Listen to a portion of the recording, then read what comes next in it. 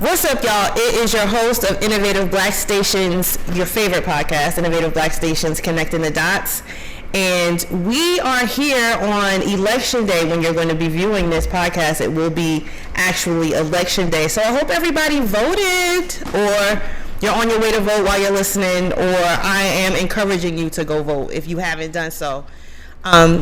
Everybody here voted already, right? Yep. I saw Jay Black on Instagram. He was voted. He had a sticker. Was that your first time voting as a Georgian? Okay.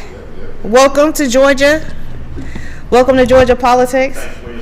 Thank you for your service. Thank you for participating. It's a business. Like I was saying before. Yeah. So you said that it was marketing, huh? It comes down to marketing, because if you really think about it, I think it was the Senate. It had like 20 people in that thing.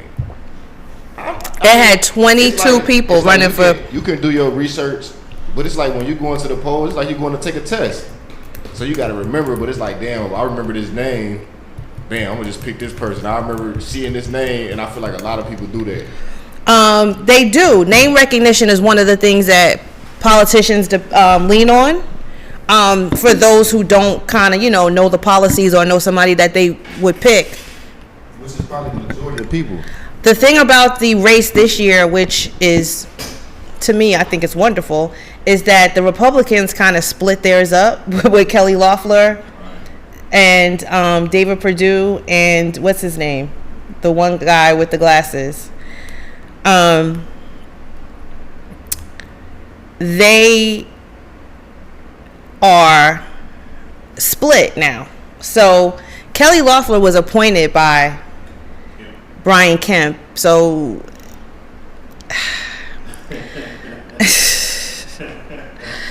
I'm so sick of him. I mean, that is neither here nor there. We're going to get him in 2022, but let's just handle what's at hand here. So 2020 it's game time, y'all. It's game time. We could literally be finally to the end of this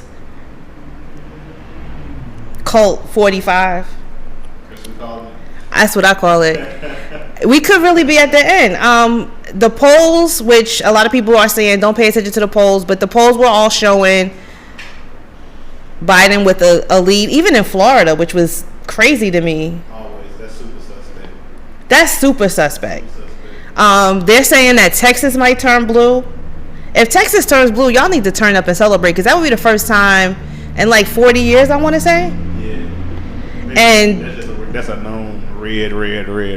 Yeah, state. I mean, literally, Republicans, when they try to pull something off on the rest of the country, the guinea pig state is Texas. Mm-hmm. So we are at the end. I saw that Trump was campaigning in Pennsylvania. Pennsylvania is a battleground state. Pennsylvania is going to be really important, and Joe Biden is from Pennsylvania, and usually if you don't win the state that you're from, that's not a good sign. But Trump has been in Pennsylvania. I think he's stopping there 3 times today. Yeah, they know what's on the line, so they've been doubling back. Yeah, they've been doubling back. There was an incident in Nebraska where they had a Trump rally. And these Trump rallies, let's not forget, we're in the middle of a pandemic still. These Trump rallies, they're saying, have contributed to about 800 COVID cases. Wait, I thought they said the pandemic was over. Isn't that what the Trump administration The Trump said? administration released something on the White House website saying that they had defeated the pandemic, where that's not what's going on. We've had record positivity. One state has a 10% positivity rate. Yeah. That's I think it was 12% actually. Nebraska, the one he stopped in. No. Yeah. That's what I'm saying. He's having rallies at all the hot point states. Wisconsin, like right now the hot spots are the spots that were kind of avoiding it, ignoring it. The Midwestern states, where at first they weren't really getting it. So they ignored it all the way up to the point where now they are suffering. Georgia, all of a sudden, we the place to be. We're like a resort now. Everybody comes to Atlanta because we have no restrictions. I know. I don't think that's fair, though. I don't think that's fair. I don't like that at all. People are coming from everywhere to party in Atlanta. I mean, I guess that's good for money, right? For revenue. Money only goes so far. But I don't know about you, but, my little spot where I go on the weekends, the promoter, he sent a post on Facebook saying he had COVID. And if anyone had been around him, they should go get tested. And that's the notification I don't want to get. That's why I'm avoiding these crowds and these parties, because it's all good. You have a great time, and then a couple days later, somebody's like, "Yeah, I got tested and I was positive." I don't want to get that. It's just not worth it to me. And I think we've gotten to the point to where we are normalizing just doing what we want. I think they called it pandemic fatigue. Pandemic fatigue. And it's one of those things to where, because even this past week, I had a friend whose mother passed from COVID. Oh, God bless her. Sorry, so it's kind of like one of those things to where, to me, there's a very logical person who tries to look out for other people as well as my family and yours too, and everybody else I come in contact with. It's kind of odd to see like people going through tragedies and losing people while the other parts of society are just like Yeah, so do you know anybody personally that had it, that tested positive? Do you know anybody that tested positive personally? Yeah. Me too. And one of my friends, her mom died. Like, I mean, I think that some people are saying, if you get it, whatever, you can't be afraid. You got to live your life. You can also sit the fuck down for like a few months. Like, there's nothing wrong with. I promise you, I've been partying. I'm a woman of a certain age, and the parties haven't changed in like 20 years. I promise it's still gonna be the same. Like, it's still gonna be great music, great DJs, great. You know what I mean? I don't know, but you can't tell people that. So one of the things that I wanted to talk about is in Nebraska, they're going to get a chance to, Nebraskans, there's an amendment to slavery on the 2020 ballot. Nebraska voters will get the chance in 2020 to repeal a state constitutional amendment that allows people to be enslaved as punishment for a crime. The measure won final approval from lawmakers Thursday. This was back in March. On a 44-0 vote, Nebraska's constitution has banned slavery and involuntary servitude since 1875, except as punishment for a crime. Supporters say the provision hasn't been used in recent history, but once invoked to force former slaves back into unpaid labor for private parties, a system known as convict leasing. So basically, I mean, a lot of prison systems, and not just in Nebraska, but other states, if you do go to jail, free labor. And ever since this country was founded on free labor, they've been trying to get as close to that as they can for profit. Hence the prison system as we know it today. So just pay attention, because the reason why this country has its capitalistic ways is because for so many years they were able to make money off of the backs of my ancestors, and probably yours. Yeah. So, yeah. 2020, slavery abolished in Nebraska. Hopefully. Hopefully. Oh man. And they shouldn't really have that free labor for prison anywhere. Yeah. So we were talking about Nebraska, and they had a rally out there, and they said that it was sparking COVID cases. But not only that, when they were in Nebraska at the Trump rally, he actually, like you said, Jay Black, it's all about marketing, right, and promotion. So they market it, they promote it, they put buses out there. They say, hey, come to this Trump rally. You want a ticket? It's going to be great. It's going to be fun. They get out there. They bus them to this rally. And at the end of the rally, there were no buses to take them back. So people were like getting hypothermia. People were falling out. They had medical emergencies out there.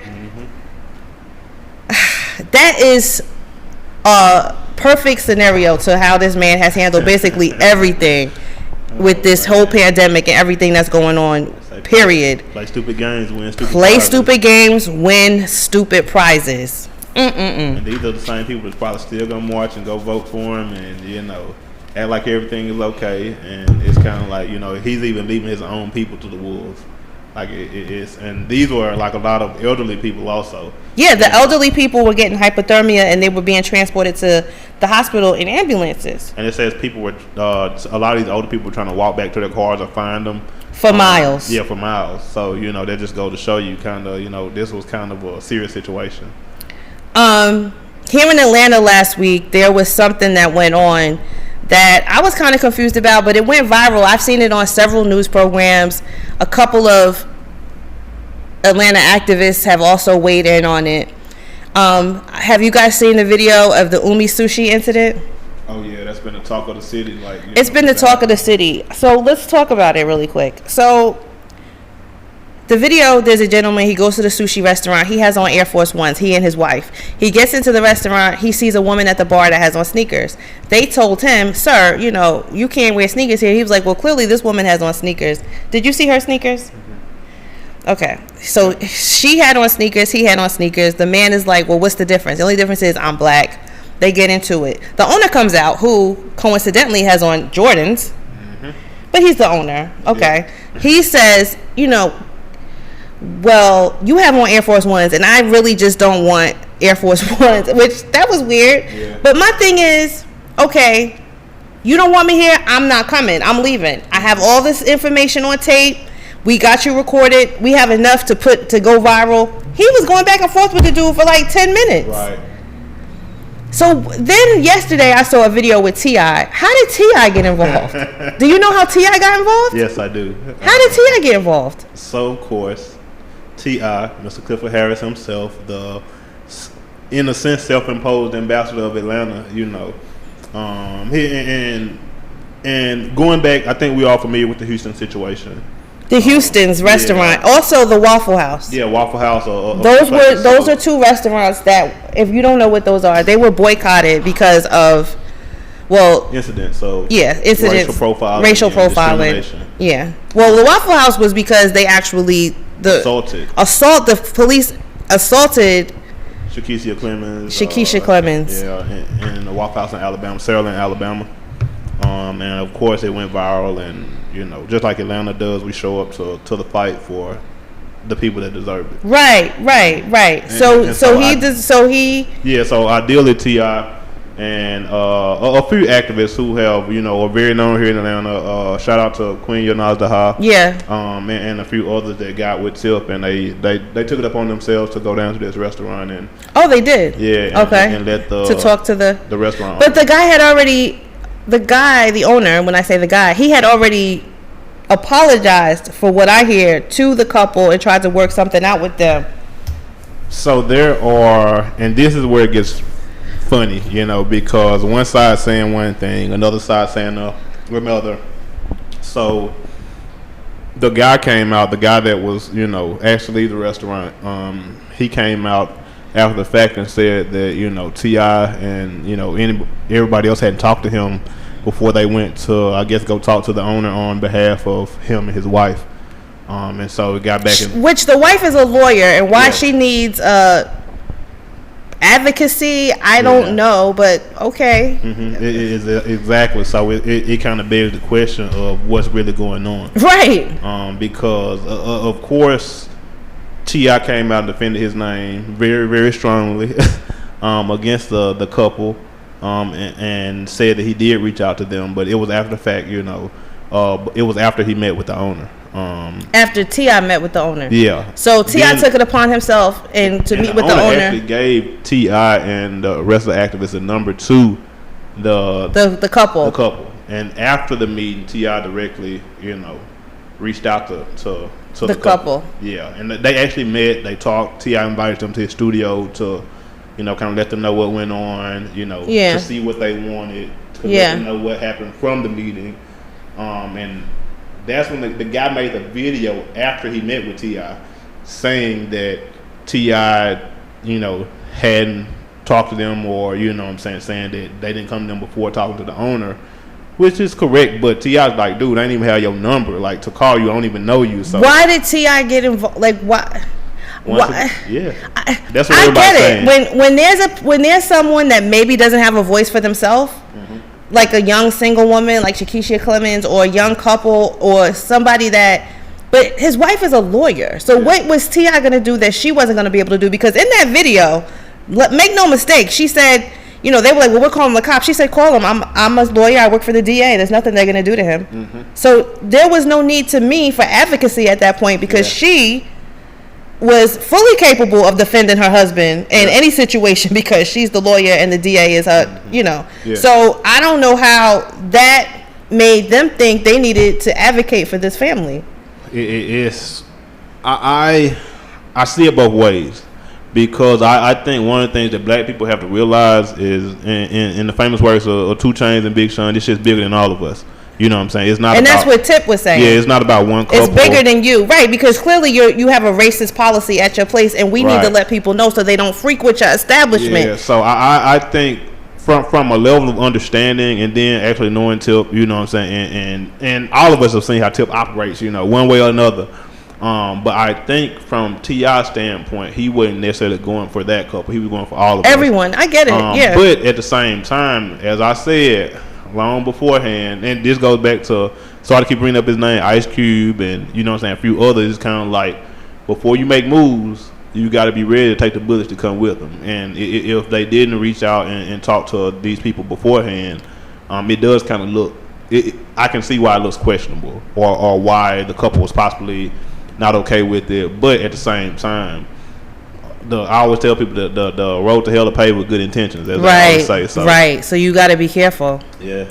Well, thank you, Tip. I get what you were trying to do. I don't know what that couple is really, you know, what they want to get out of it. I mean, of course they could probably sue them or something like that. Yeah, but yeah, okay. And so I think the biggest thing too. Did you see T.I.'s response, like directly to the man?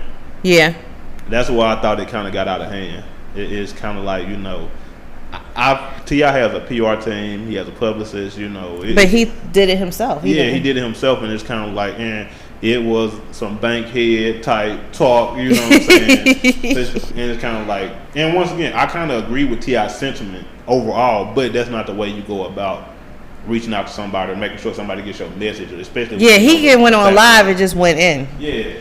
And so it's kind of like I could possibly now see if the couple was like, man, if this, like, we don't even want to deal with you, like, I could understand why they would be that way, because like T.I. kind of fly off the handle, you know, a little and bit. Again, the wife's a lawyer, and why did she, you know, whatever, we'll see, to be continued. Like I said, it's election day, right? So be warned, be aware, y'all. They are saying, and by they I mean the FBI, that white nationalists are one of the leading threats to our national security. Mm-hmm. Trump administration won't say it. They're not going to admit it. But the FBI warns that 5 states are at high risk for election-related armed violence by militia groups. Wow. These militia groups are coming to the polls armed, which is illegal also. It is not in Michigan. They recently gotta be the only state.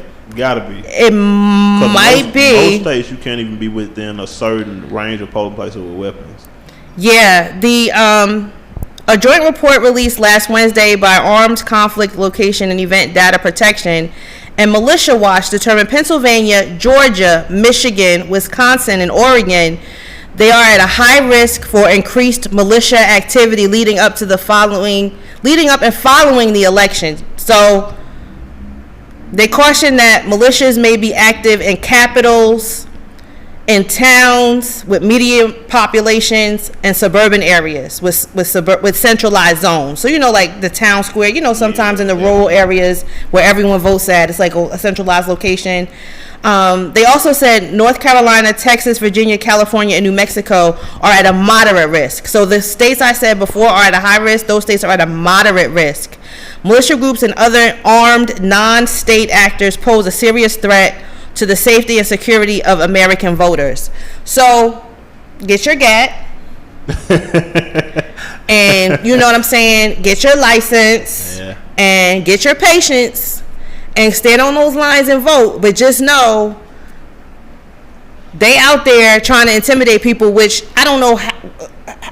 I came to vote. You got all these guns. What am I supposed to do? What is that supposed to do? Scare me to get back in my car? No, I'm still going to vote. Mm-hmm. I think my thing is, if you got to do all that, then you know something is wrong with the candidate, or you know something is wrong with the president. If you have to do all that, isn't that telling you something? I always tell people, like, what do you think "Make America Great Again" means?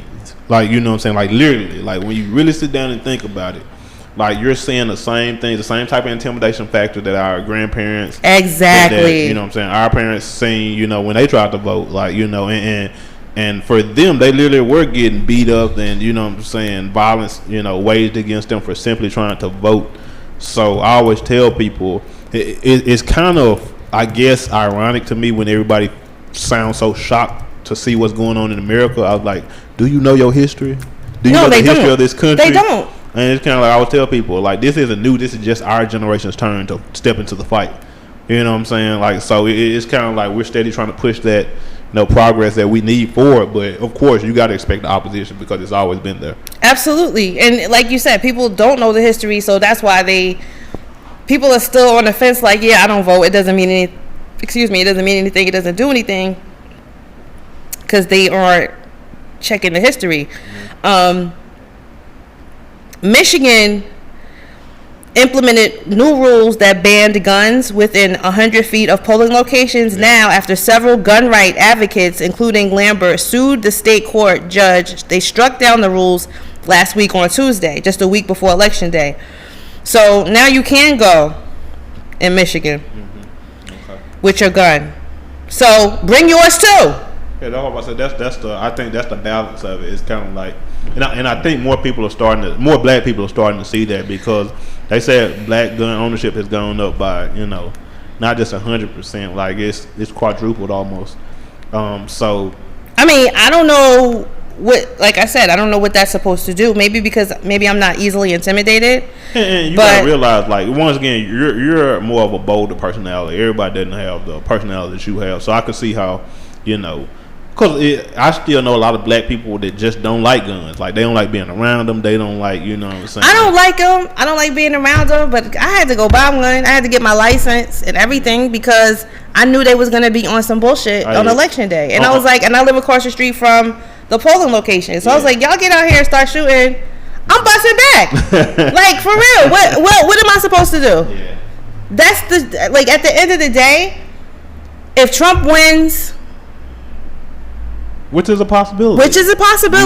We have to think that way. You have to think, okay, whatever. If he loses, though, those cuckoos are just going to cuckoo. Definitely. And he's going to encourage it. And he's going to encourage it. And they are going to really arm themselves against who? I don't know, because that's going to be a weird scenario because up to this point, they've been pro-police, right? Mm-hmm. Pro-police. Blue Lives Matter. But when the Blue Lives Matter people have to come face to face with the Blue Lives, and that's when it's gonna go down. That's when it's gonna go down. Because if you think about it, if they kind of like wall out and start some anarchy bullshit, who's gonna enforce the law? The cops. Mm-hmm.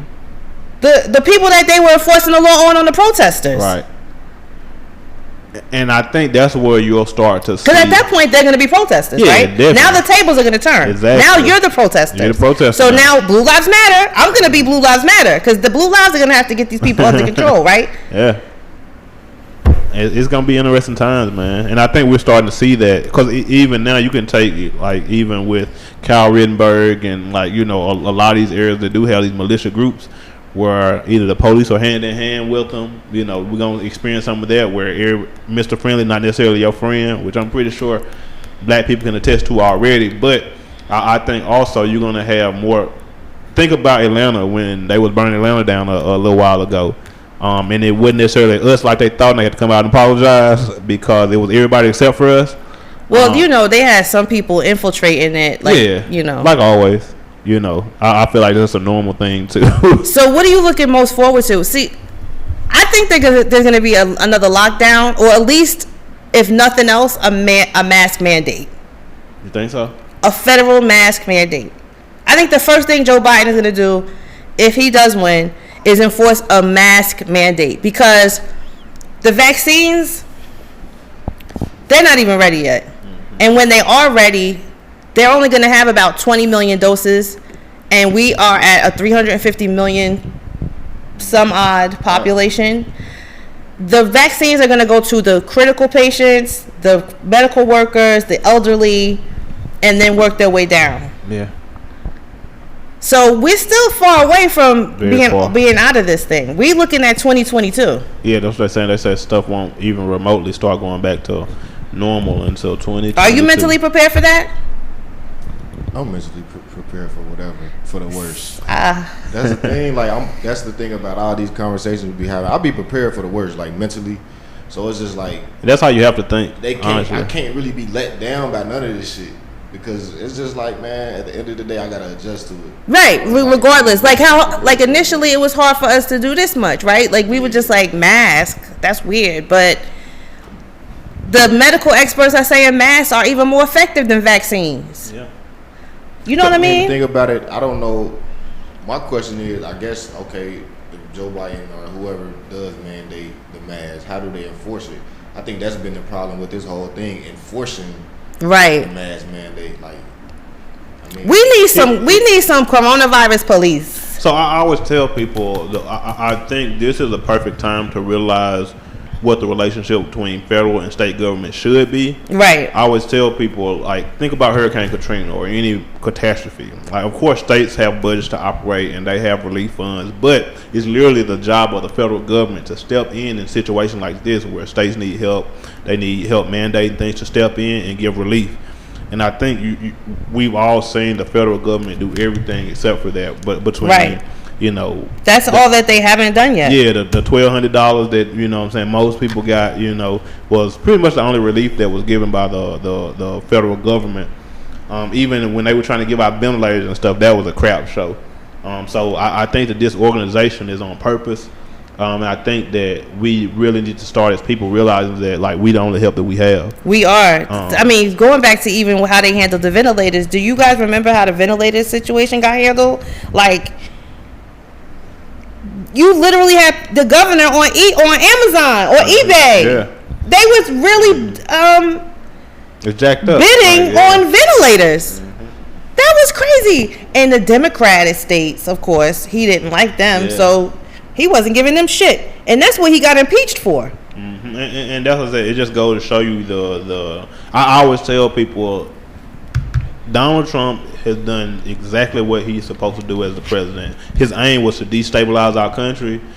We pretty destabilized right now. And I think that was at the hands of Putin. Oh yeah, it's a lot going on behind the scenes. And I think another thing, if you start paying attention, you realize why Trump is fighting so hard for his presidency. Because ideally, if he loses this election, it's a good chance he goes to prison. So I think people just need to start paying attention to the stuff below the surface, because they show us the shiny stuff because they know we like it and we're gravitators. They show us the you know, the Lil Tunchis, the Lil Waynes endorsing Trump. They show us, you know what I'm saying, Ice Cube. But like, once you start ripping away the layers of what's really going on, they say follow money, you know. So that was another thing that happened last week. Lil Weezy came out and endorsed Trump. He was a part of they actually had a campaign looking for rappers. Mm-hmm. I think, if I'm not mistaken, I think they were paying them. They're looking for our leaders. So 50 Cent, though, his ex-girlfriend has been going on a media campaign defending him, saying that he definitely is for Biden, and kind of like saying he was just trolling. Right. Did you hear about that? Not 50 Cent. Yeah, so I don't know if 50 Cent is what he's doing, but his ex-girlfriend has been going on doing interviews saying, I called him and I talked to him. And my question, why do we care?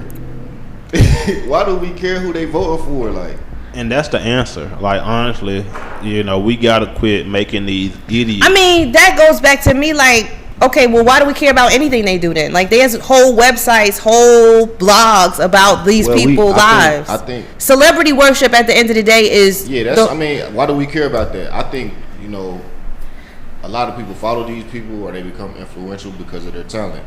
And that's why people initially care about them. But when it comes to their personal interests, I ain't saying not to care, but I'm not about to get worked up because your personal interest is different than mine. It's just like, that's what we really get worked up about. These people' personal interests not agreeing with our personal interests at the end of the day, or the masses' personal. I think it's a little bit more than that, because I think we have to be realistic about people's influence. But whether it's Lil Boosie, like, it's cats out here walking around the Boosie fade right now. You know what I'm saying? They are influenced by these people that they see on TV. And not saying it's right or wrong, because like, everybody's entitled to their fan base, and you know, everybody has people they look up to. But I think until our society starts, you know what I'm saying, making smarter decisions on who we make famous and start, you know, making the right things cool, we always gonna go through things like this. So I think you have to, in a sense, pay attention, even from an enemy standpoint. Know thy enemy. Like if you're not on my side, I gotta at least know. You know what I'm saying? Even if I'm not directly there, like. And I think we kind of approach this like on the last few podcasts about, you know, some people are willing to talk, some people are gonna watch. You know, it's different techniques, but you gotta be able to get inside the head of the people that pretty much are voting against your interest. Right. So you got to pay attention. I mean, just like we boycott stuff, like it's good to know somebody that you're supporting is using, you know, their money and their influence for something that you believe in. And if they're using it for something that you're against, well, that's my then you might want to reconsider your... That's the thing though, like, even what you just said, like, we got the power of who we make famous. Yeah. And at the same time, we got the power to take that away. Mm-hmm. So you feel me? It's just like, even with the Lil Wayne situation, like, for you to endorse Trump, knowing what's going on and knowing out and seeing all the ignorant shit you've been saying over the years, we exactly. have the power just to, like, get rid of him. We could have just simply ignored that. Like, at the end of the day, these entertainers they attention whores. Like, they're doing shit for attention because that's what they're used to getting. Think about it. It's been a pandemic. They ain't been able to be outside, get that fan attention. So they right. And the more that you continue to talk about that, like we could have easily ignored Lil Wayne because he's not going. I mean, he has an influence on people, but people that's really in tune with what's going on, they know that Lil Wayne is not the person to look at for politics. Right. And he's shown us that over the years. and the guy, like, and once again, it goes to show you. Once again, take people for who they are. When somebody like shows you who they are, believe them. Lil Wayne, this ain't his first time saying anything crazy. He has made a stop on black women, and he got black daughter. You know what I'm saying? He has made a stop on politics when, you know what I'm saying, he is all Blue Lives Matter. Like, this isn't new. So for him to come out and say something and everybody's shocked, it's kind of like, I'm with Jay Black, it's kind of like, bro, like, what are y'all, like, why are y'all surprised? You know, and I'm not telling people how to feel, but it's kind of like, always take note where messages come from, because Lil Wayne he's not it. Like, he's not that dude. Listen, he's talented. Yeah. When it comes to and none of us can deny his talent. Like, you know, weed has been around our culture for ages, which is probably why this hurts so many people so much. But it's kind of like, this once again goes back to what you glorify will always be there for you, whether you like it or not. And I feel like people learn that the hard way. Week after week, it's a different celebrity every week. And people are just crying, you know, because everybody think Lil Wayne the GOAT, and now the GOAT done let him down. And that's the thing, like, people are let down because these people are not agreeing with their personal interests. Like, just because I don't, like, because at the end of the day, it's a reason that we all gravitated or we like Wayne. But now that, he don't agree, or he's not saying that we don't agree with, now you want to kill it. And that's with anybody. Like, when they don't say something that you don't agree with, as long as they saying something that you agree with, everything is good. But as soon as they say, that's just like when you give a person something so many times, and the one time you tell them no, it's fuck you. Right. It's just like, bro, like, just because I don't agree with you don't mean I gotta kill you. It's just that's some bullshit. I can ignore that. You feel me? I think the thing for me, like, once again, I understand, you know, Lil Wayne can't even read his record contracts. You know what I'm saying? So, what, he didn't read the platinum plan? He understands it fully? You know what I'm saying? So that platinum plan some bullshit. I read it. Yeah, that shit some bullshit. That's some bullshit. I'm glad you said that. He goes. One thing I want people to realize about Trump and his administration, they're going to get certain people on purpose. They're going to the people that they know that are going to make you mad, that are going to hurt your feelings, or, you know what I'm saying. And then it's a small percentage of black people that agree with, you know what I'm saying, all this BS. So once again, it's not just a shot in the dark that these, you know what I'm saying, people are doing. Like, they're being very meticulous. And until we're smart enough to be meticulous back, when we start caring where we give our fucks, you know what I'm saying, in the whole scheme of things gonna keep perpetuating, because, like, we gotta quit. And this is something I do agree with Jay Black on, that he may not think I did over the past few weeks, but we gotta quit being such emotional people. You know what I'm saying? Like, we have to, because, like, it's a tool that's used against us. And I'm not saying you can't use your emotions, but you have to hone it, and you have to be precise, just like you do everything else, because it's a war going on outside. no man is safe. No woman either. No child you can either. Run, but you can't hide forever. Right. So it's kind of like we gotta, and everybody not gonna be on board. But at the same time, if I can take care of my circle, if I can take care of my friends, if I can take care of the ones around me and teach them what I know, and vice versa, we'll be all right. But until we get out of our selfish mentalities with our emotions, like he hit me, so I got to hit him back right now. Sometimes you might have to wait 3 or 4 days, let them forget about it, and then pop up. It's different strategies instead of just. It's definitely different strategies. We just have to be careful and more, I guess, diligent. Strategic about what we get upset about. Like that whole thing with that sushi spot. I just was like, how did this get to this point? Like, what happened? And ideally, like once again with the sushi spot, I guarantee you that probably isn't the first time something like this has happened there.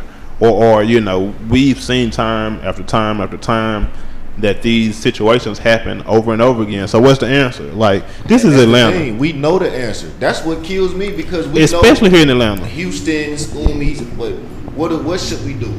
Shop with our own people. We know that that's answer, the end. and Yeah. We decide not to follow the answer. So that's you're gonna keep getting the same lesson until you learn it. Like lessons are repeated, and I think until you learn them. That's what people were disagreeing with me on because of course I think me and you and we talk to people online on our social media pages, and people were looking at me crazy when I was saying like I don't feel sorry for this couple, and that sounds harsh. Like I don't want that to happen to anybody else, but it's kind of like when I seen him sit there and argue with dude for 10 minutes. I didn't feel sorry for him, and she was encouraging it. I'm like, bro, like you don't want me here, cool. I'm gonna just leave. Like, period. I'm gonna go take my money across town to a black-owned establishment, which I should have. And I have enough footage to show your racist intentions at this place, so I'm gonna go about my business. This will go viral. Mm-hmm. And see you later. And it's viral now, but it's viral for all the wrong reasons, just because of how everything's been handled. So it goes back to like once again, if you was on the right side of town, giving the right folks your money, you wouldn't have these issues. But we keep wanting to be accepted places where we're not wanted, and then we want to argue about it. I think that's just the problem in general. Like we keep trying to do everything to be accepted in general. Like not even at places. Like we want to be accepted in this country. Of course, we live here, but we're looking for that acceptance, and we're looking for them to basically give us that approval. And it's sad because we don't realize everybody else is following us. It's our culture that is making this joint go around. It's our dances, it's our music, it's we literally and we're gonna let them take our culture, then start the race over and try to catch up. It's like, no, we got to realize our power, and until we do that, like once again, it's gonna be get your black ass out of Umi's, and we gonna protest, and we gonna. Who knew that place was that popular? I'd never even heard of it. And it wasn't. I guarantee you, and they protesting like I think it probably activists down there now. It's free promo for them too. It is, because if I was a racist, I would be like, oh, I'm definitely going to frequent that establishment. And that's what you see with the Joy Zim. That's how these people get out of jail. This Derek Chauvin. That's how they make bail, because we out here being vocal, and and they putting their money where their mouth is. GoFundMe's, they coming up with $2 million worth of bond money. It's action behind it. Like it's not just emotional hoop and hollering. Like, and they were out there. I'm not gonna take nothing away from people that's out there protesting, because I'm not gonna say that it's not effective, but it's definitely effective. But I don't want us to be like the boy that cried wolf, because the energy they put into that protest, you would have thought that they beat the guy. Mm-hmm. All they did was tell them they didn't want him there, and they were out there like, who streets? I'm like, what? Don't do that. Yeah. This is not that. Like, don't be the boy that cried wolf. Like, everything doesn't deserve the same kind of attention or the same response. There was definitely they were saying they were going to do a sit-in, right? Everybody make reservations, go in there and sit down, and just don't. That would have been effective. That's just too much energy. Like, just like you said, if they not fucking with me, fuck them. Like, that's at the end of the day, like, it's like we want to just prove a point all the time. Like, we always want to prove a point, and I get it. We ain't got to lay down every time, but it's just like, bro, we wasting too much energy trying to prove points. Okay, once we make it known, that, which is already known, that this restaurant is racist, like, what are we trying to get out of it? Like, what is our overall goal of this protest? And that goes back to doubling back down on T.I. That's what T.I. went, and that's what T.I. even asked the couple that got discriminated against. It's like, what do y'all want? Like, you know what I'm saying? Right. That's what he was saying. We want what y'all want. Yeah, what do y'all want? And T.I. didn't make a deal with these people. He did, you know what I'm saying? I can verify that, like, you know what I'm saying? Because, like, we all run in the same circles. There was no deal made. There was no backroom talk. There was, like, none of that. It was literally, like, you know, T.I. went to tell them, like, yo, we're going to come see about you. You know what I'm saying? And that's what's happening right now. So it's kind of like, once again, it goes back to us all being on the same page, us not arguing in public, right? Us not letting them see that we divided. Yeah. You see, like, even us, we argue right here in this room, like, all the time, week after week after week. But once we step outside, it's a solid force. You know what I'm saying? Like, I'm not gonna let nobody talk crazy to Jay Black. I'm not gonna let nobody talk crazy to Kim. It's kind of like, no matter what we say amongst each other in here.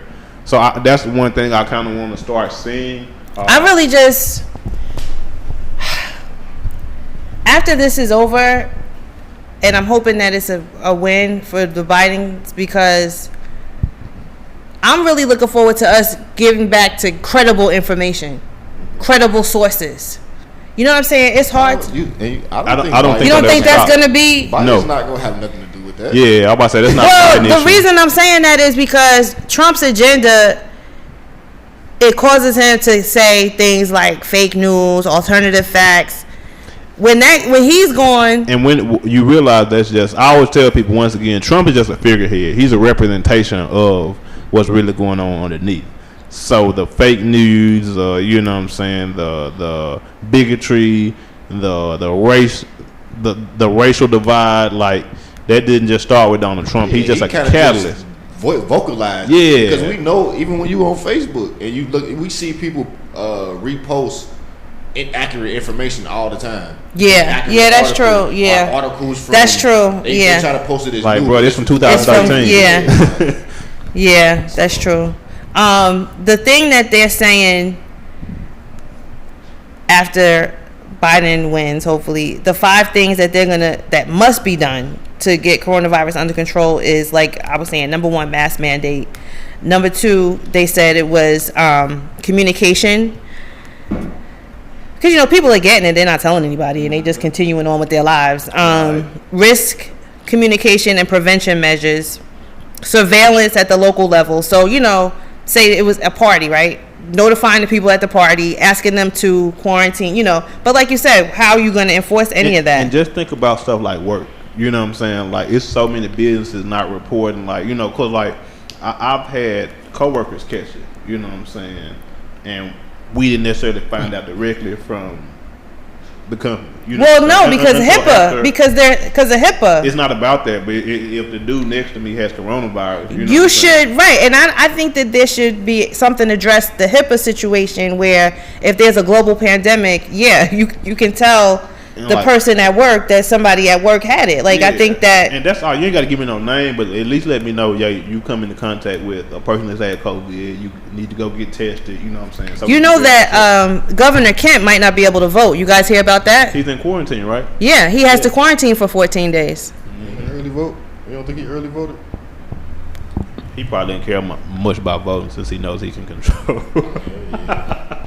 Privilege, man. I mean, he might not have to have the opportunity to do that photo op. You know, they all do the photo op because he was out campaigning. And when he went campaigning, the guy that he was campaigning for got COVID. So I'm just looking forward to this being over. Don't think we're going to know the next day about who won. Unless it's a landslide, because he's going to contest every single state, and that's why he's trying to put the people in the Supreme Court that he's put in there, because he's going to challenge them all the way up to the Supreme Court. And when they get to the Supreme Court, I think that he's thinking, you know, I put these people here just specifically for this reason, so hopefully that they'll. But right now, for example, in Texas, they were trying to throw out all the people that voted drive-through, like over 100,000 votes in Harris County, Texas, which is where Houston is. Well, today the Supreme Court said no. The Texas Supreme Court said no. You can't do that. We're going to count those votes. Oh, okay. Which is ironic to me, because the governor of Texas is in a wheelchair. So if anybody would understand the need to have drive-through votes, it would be him. But once again, like, Kelly Loeffler, she's a woman. You know what I'm saying? And she's she's pro-life. Right. So, but I always tell people she's not. But she's a good example because you have to realize that these people, these one or two people, you know what I'm saying, these aren't the people in general. They're supposed to represent people, but once they get to a certain level, they're concerned about protecting their own asses more so than represent people. And that's why you see people that are in wheelchairs, people, women against women's rights. Yeah, you see, because like, their job is for a specific against, purpose. You know what I'm saying?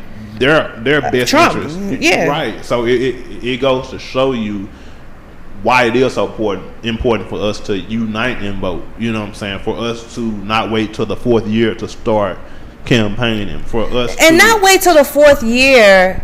And I think that's where a lot of misinformation comes from, because if you wait until October, like, we always got to pick the lesser of two evils. There was like 30 people that ran. You don't never have to pick from the lesser of two. Those are the people that made it to the end. Not to mention the hundreds and hundreds of people that submitted their name to run that never made it, because you have hurdles to go over to get to the point that they got to. You have to have a certain amount of money. You have to have a certain amount of people that sent you the money. You have to have a certain amount of people on your team. All the people that made it over those hurdles are because they had people supporting them from the beginning. Yep. They didn't wait until October to start looking at who they needed to vote for. Who was like, we fall asleep and we just let things go until the 9th hour, and we're like, oh man, I don't feel like voting. I don't like none of these people. You got to pay attention the whole time. Like, I'm telling y'all right now, and I've been telling y'all since 2018, we got to get rid of. That's my opinion. We don't have to. I'm just giving you my opinion. But in order to make Georgia the Georgia that we know it could be and the Georgia that we know it is, we're not going to be able to do that as long as we have people like Trump Jr. Just period. I mean, and I'm saying that as a black woman, and I'm saying that for most of the minorities, because there's definitely an agenda to keep salaries low, to keep people sick, to keep people poor. I mean, even the fact that as a woman, you might decide, hey, the whole right to life situation, you might decide, hey, I don't want to have a kid right now because I can't afford it. You know what I'm saying? That's usually what it comes down to. The father and I are not together. We decided that we don't want to have this kid. But if you have to go 300 miles and pay $8,000 for an abortion, you know, that's the type of shit that they're doing, like closing stuff and not giving you the option to do that, and that's going to make you poor, right? Because if you can't afford to have the kid, when you go to the abortion clinics, when you go to, you know what I'm saying, these medical places that offer free health care, it don't just be all blue love. No, absolutely not. Absolutely not. I'm just speaking on behalf of my people, because they're going to speak on behalf of themselves. They don't need me to speak for them. Like, if they were smart, they would get with us and we would be a coalition. And that's what you see the Women's March. And that's what you see women doing. They do get together. All shapes, sizes, races, nationalities, you know, ages. Even, I'm not having any kids. I'm too old. But I appreciate the fact that a woman might say, hey, I made a decision, and that's something that she's going to have to deal with. And I asked this question on Instagram the other day. I'm like, why do people think that you can legislate morality? Why do you think that passing a law or disenfranchising people is going to make them change the way that they live? It's not. I mean, I think a lot of this, like, they just moving in. What's the word I'm looking for? It's just they so used to doing this a certain type of way. Damn, I can't think of the word I'm looking for, but they just so used to, because again, we know these laws are old. They're not updated. Right. So they just playing everything by the book, and it's like, damn, I can't think of the word, but it's simple, like a generational curse. You keep doing it. It's just the way it's been. It's a cycle. Like that's what they doing. A cycle. They just repeating this without even really thinking about it. Newsflash: the world is changing. There's nothing you can do about it. Let go. Because what's bringing them together is not, the common cause is hate. You know what I mean? There's no great policy. There's no great agenda. Power. Yeah, I think it's more power. I can agree with that. Definitely. Yeah. And power, I don't care. It's a powerful drug. Yeah, and power is the only thing people don't give up freely. You know what I'm saying? Like nobody, I don't care if you're a good guy, I don't care if you're a bad guy, I don't care if you're in between. Like once you have power and you can use it to do things, that's not something you're gonna relinquish without a struggle. So, and I think that's in general what you see going on in America right now. I always say what we're seeing right now in America is literally just years of hidden volatility. Like that's just been ripped away, and like we see what things are now. Well, some of us been knowing what it is, but I think a lot more people are coming to the conclusion that like, yo, this really is like us or them. It's no. I always hear people say, you know, I want to sit out politics, and just like Daniel said last week, you either at the table or you on the menu, and a lot of people are starting to get ate. You know what I'm saying? Because at the end of the day, it's really not as much about race as it is about class. Class, yeah. So I think race is put into it to shuffle the cards to make things wild, to take away from class. It's like a distraction, right? If I can keep y'all because divided. if there's two poor people here, black and white, and you tell the white poor person that they are superior because they're white, that's gonna give them, you know what I mean? But it's really, that's fake. That's not true. You both make $25,000 a year. I always tell people you both can only afford the same type of shit. Underneath it all, and this is gonna sound sad, and people may not agree with me, but in general, that's what most people's American pride is. Absolutely, it's based on that. Yeah, it's the ability to say, "I'm better than you," because because I'm this or I'm that, and it's kind of like that whole mentality of united we stand, divided we fall left a long time ago in America. Yeah. And that's sad because now you have all these senators and Congress people that are 100 years old, and we are not only facing like threat of war like we always have since the beginning of time, since the Revolutionary War, since World War I, World War II. Now we have cyber war, cyber criminals. They are hacking shit, stealing money, stealing information. And if you ever see any of these social media people go to their Senate hearings when they're questioned about their practices, those people are so out of touch. Like, we need some young people that are tech savvy up in the Senate seat. That reminds me of, you remember when the committee questioned Mark Zuckerberg and like he that was a mess. Yeah, and he was like, my grandson, I asked my grandson how he got on Facebook. Something he said. And Mark Zuckerberg was like, sir, that's not how Facebook works. Running the country right now. They have sad. No idea like what's really going on outside because they're out of touch, they're old. And that's my fight against American politics in general. Like, we got to get rid of all these old white men who are when you take right. So when you take away the emotion, like Jay Black always says, we emotion. When you take away the emotion, you look at the facts and all the threats that we have coming against us. When you have a global view of things, it changes your outlook, right? Yeah. If you have a American 50 states view of things, you know what I mean, MAGA, da. Most Americans don't even know their own geography. That's sad. You know what I'm saying? So how can we accept anybody else if we don't even know, you know? So it looks like Florida, because it has 29 electoral votes, is going to be the biggest swing state in this scenario, in this election. Right now, it's a toss-up. I think they're both 50-50. Do you have pulled up like the number of electoral? Yeah, like let's just do like the top 5 or 10 states that. All right, so you need California, 270 Texas. to win, right? So California has 55. California's blue, always been blue. Texas has 38, and Texas is red, always been red. But Texas right now, if you look at all the polls, some of them show Joe Biden winning. And I'm scared about that because like we still haven't had election day. Right, but we're having record numbers, and they said like more people voted in Texas already than voted the entire 2016 election. But remember, because we started talking about this in 2018, a lot of people didn't vote at all because they didn't want to choose the lesser of two evils. Those people are back voting now, and so they don't know how to poll those people because they counted them out. Because a lot of people purged themselves and they weren't counting them in. So so we did California, we did Texas. California's always been blue.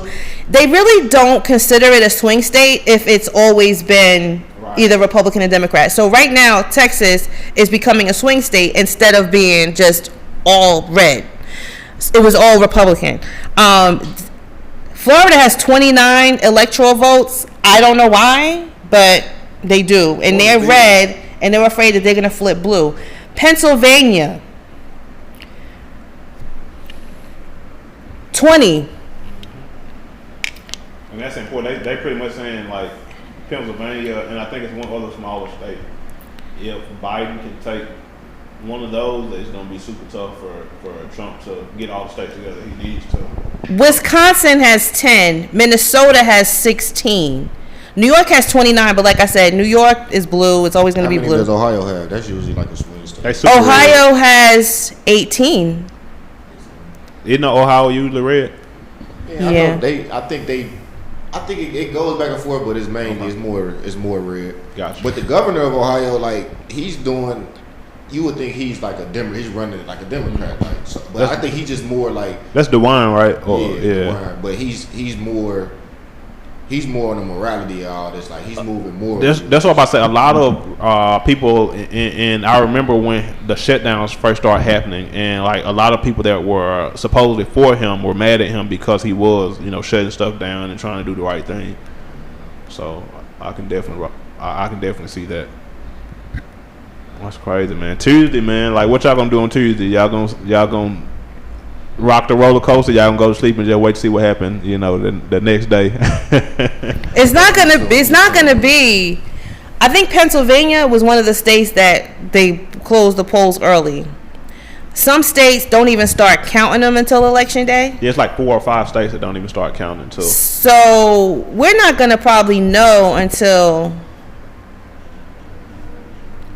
next week, and then next week, that's when they're going to start disputing it. That's when Trump is going to take all these states to court and say, okay, well, we need you to not count these votes because these people didn't show an ID when they showed up, or don't count these votes because these votes were at this polling location and we don't even know if that's a real polling location, and don't count these votes because they came through the mail and they were stamped, that's when the bullshit starts. Man, you got to know, like, this shit is entertainment. So they not about to just let this election go by smoothly and everything. Well, it's gonna be some bullshit to go on just because it's entertaining. Like, it's, even though like the news channels are looking for ratings as well. Yeah. I mean, everybody, that's just the world we in. Like, they looking for the things, the trending topics and all that. So we know what type of person Trump is. Trump is that person that's looking for that attention. Then it's gonna be some bullshit with this. Part of his character. Like, exactly. If Texas turns blue, that in itself is they gonna blow America up if Texas turn blue. Because Texas is like the quintessential Republican. Grab your gun, America. I mean, Texas blowing in the wind. I had to get the hell out of there. I'm serious. Yeah, I keep forgetting that you stayed in Texas for a good while. I had to get the hell out of there. My daughter, they got her. Yeah. They sucked her in. She grew up there, so she's a Texan because I brought her there when she was 8 years old. So she grew up. But they literally, when you get there, indoctrinate you. Like, you don't learn American history, you learn Texas history. Every 3 blocks, there's a Texas flag. Every, Texas toast, Texas grill, Texas. When you live in Texas, you are a Texan. Yeah. Period. This is the state that tries to secede from the Union at least once every 20 years. And at one point they were, and they could have sustained themselves because of the oil. Yeah. And now, not so much. Hey, you know what was crazy? It was crazy that last week we had Daniel on, and he was talking about utilities, and then I think that week all the power and went out. I forgot. Let's talk about that. So did you have power? I didn't get affected at all. I think the studio was out. This whole street was out, from my understanding. But so some people are just now getting their power today. The Kroger. Did you go to the Kroger on Cobb Parkway? Yeah, it was shut down. Like I went there. I must have went the day before because I never were out. Well, this morning I was there and they told me the power just came on. They still was out. Wow. Cause I went there this morning and they were like, the shrimp is frozen because we couldn't thaw it out. We had to freeze it because the power went out. It just came back. Atlanta is literally essential, like, you know what I'm saying, like Zeta tore up some shit though. Yeah, it came through fast too. Like, that's the name of this hurricane, Zeta. Yeah, Zeta. Because they ran out of names, so now they're going to the Greek alphabet. Yeah, and 6 of them hit Louisiana. Just this year, 6 hurricanes hit Louisiana. I think we had Mississippi got hit bad too with Zeta. Got it pretty good. I saw Biloxi and those casinos were going under. Coast, man, like, you know, it's suffering right now just because the economy is casinos and it's entertainment, it's tourism, man. Ain't nobody really traveling. You know what I'm saying? Ain't nobody. Cause like, I don't know about y'all family, like the culture y'all come from, but man, like my grandmother, like. Once she worked at the casino for years, she retired. Oh no, I'm from New Jersey, so you know Atlantic City. Yeah, for sure. So Atlantic City is, but people come to the casinos and they stay for weeks. You know, absolutely, yeah. They spending the whole Social Security check. You kidding me? Exactly. Grandma get paid on the 3rd. We getting on that Atlantic City bus, baby. We getting on the bus. We getting some coins. As they say, going to the boat. You know what I'm saying? Yeah. They trying to get it in, and that's another reason why a lot of people. I don't understand how anybody that lived in New Jersey back in the 90s and the 80s could even support Trump, because look at how Atlantic City, it was like completely like a ghost town after those casinos shut down. And a lot of people lost their jobs. A lot of people, that's the whole economy, like they shut down the whole economy. That's like a whole part of New Jersey that, I mean, I think we even see that here, like the tourism, the hospitality industry, like that's huge here. That brings in a lot of money for Georgia, like the clubs and all those type of activities. Because last night, Jada Kiss had a party here last night. I saw Meek Mill here the other night. Like everybody is coming here now because we have no restrictions. But y'all get to come here, party, and leave us with a COVID outbreak. But I think it's kind of twofold. Like once again, being a science based studier. Yeah. It's one of those things to where people aren't realizing how much it's compounding. Because like. Once again, it only takes one person, and then you can exponentially spread this virus. So these people that are coming here, they're not only, some of them could be bringing it, but a lot of them are coming here, getting it, and taking it back home. And that's true. And that's why you see the numbers going up everywhere, just because it's kind of like you. And now it's going to be cold, and now the flu, and now it's just cold. Lord help us. They said the coldest winter ever. They said. Because it took us from March until now, or March until October to get to 200,000 cases. But it's only going to take from October to January to get to another 200,000, because that's how fast it's going to go. Again, going back to that exponential factor that I was saying. And plus people are going to get it again, because your antibodies only last for like 3 months. So the people that probably had it before, and they think, oh, I'm good, and they out here with no mask on, oh, you could get it again. And they said the second time is worse. So y'all be careful. Don't be out here thinking that it's all good. It's not. I'm not saying, go hide in your house like I do. And then I had the nerve to go take the antibodies test, y'all. How'd that work? My sister was like, okay, how would you have gotten it? You literally do not go anywhere. I was like, I just want to know. No, I tested negative. I mean, I don't have the antibodies, which means I've not had the virus. And if I did, it was so long ago that I don't have the antibodies anymore. I might need to talk to you, because I told you I think I had it like this time last year, and I didn't know what it was. Well, no. I think people had the flu, because the flu was really bad last year. And I think people are thinking that. For me, I think people, it probably was, but I just feel like they didn't have a name for it yet. Well, you remember when we were talking about somebody that you knew, and they were saying that they had taken a test. They didn't have a test for this yet. So the test they were taking, they were coming back negative. Yeah. And they told him that he had H1N1, but I doubt it. I think that it may have really have been COVID, but they didn't have. They didn't know, right? When I tell you, like, because I'm thankfully, and knock on wood, but I've always been a very healthy young man. Like I've never took a flu shot, never had the flu. Never, like, if I have a cold, it's like I'm one of them people to get a cold and it's gone in 3 or 4 days. Like, I was literally down for 3.5 weeks, like last year. And like even my fiance, she was like, you need to go to the hospital. And my black ass, I'm saying, like, I'm gonna just tough it out. And and once again, this was before COVID, what I'm saying, was a thing. And then looking back at our report saying that it possibly got here way sooner than we thought. Really? Yeah, because I was sick in July. Because I remember I went to D.C. I caught the Greyhound bus to D.C. And when I tell you, I got sick as a damn dog when I got back. I was like, why did I do this? So, hey, we don't know. So that's what I'm saying. And that's a scary thing. We don't know. And that's the scary thing. We're going to wrap it up, guys. Because people have things to do and we need to get all our rest. The next time we talk to y'all, we might have a new president. Yeah, let's pray. Let's talk about how people are gonna turn up though if Joe Biden wins. Come on now. Well, ain't nobody going to work the next day. Like, if Joe Biden wins, y'all, there's gonna be. Have you ever been to Denver, Colorado? Have you? Yes, I have.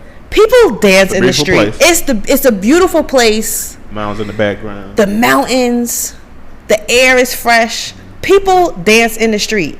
Like you might just walk down the street. It's just people dancing. I think that's what's gonna happen if Biden wins. Legalize marijuana, people. Also, I need to talk about that. New Jersey, marijuana is on the ballot. A few different states. Yeah. Did you say Mississippi? That's Mississippi. Not for recreational. Yeah, so. It's for medical marijuana. Check the ballot, y'all. Read it. I know you're in a hurry. You probably waited online a long time. Please read it. Matter of fact, research what's on the ballot before you get there, so that you're speedy. Also, Georgia, there's a Senate seat for the Georgia State Senate and for the U.S. Senate. I'm not gonna tell you who I voted for, but if you follow me on Instagram, you know who I'm for. And just to let you know, scroll down to see everybody because there's 22 people on there. So make sure you go to the second page. Just pay attention, be careful, watch your back because people are really out here intimidating you, trying to suppress your votes. Stay diligent, stay on top of it. When I was in line, it was a white dude, he rolled past. I had my headphones on, but I had someone talking. So I turned it down and he yelling like, if you want freedom, vote for Trump. If you want a socialistic society, vote for Biden. And then the lady start yelling out, well, I'm looking for a socialist. I'm a socialist then. Crazy, see, that's where you're going to have to, that's the type of stuff you're going to have to, okay, don't wear Black Lives Matter, da-da-da-da-da. Some polling locations, they don't let you in if you have on something that, a political statements. Endorsements, political statements. Which is sad that it's sad, but don't play. I mean, don't take no chances. Don't wear the mask that says something. Don't wear the shirt that says something. Bring your ID. Just be prepared, y'all. And it's going to take a while. I know that some states, the early votes, I think out of the registered voters in Georgia, I want to say it was like between 40% had already voted. So that means that 40% of the registered voters are going to be in line on Tuesday. Right. So be prepared to wait. Be prepared to wait. Why you waited to the last minute? I don't know. But lawn chair, snacks, all that. Take it. I'm serious. Bring a chair. Bring snacks. Bring water. Leave your kids somewhere that you feel that they can be safe. Bundle up because it might be cold. It's getting cold here in Atlanta. Wear your mask. Bring hand sanitizer. But just vote. Amen. Agreed? Amen. All right, y'all. We're going to wrap it up. We will see you guys next week. Make sure you follow Innovative Black Station. And make sure you subscribe to the YouTube channel. Also, like us, follow us, share our story so that we can pick up some progress here. And also follow us on Instagram, CTD_ATL on Instagram. Thank you guys. Have a good week.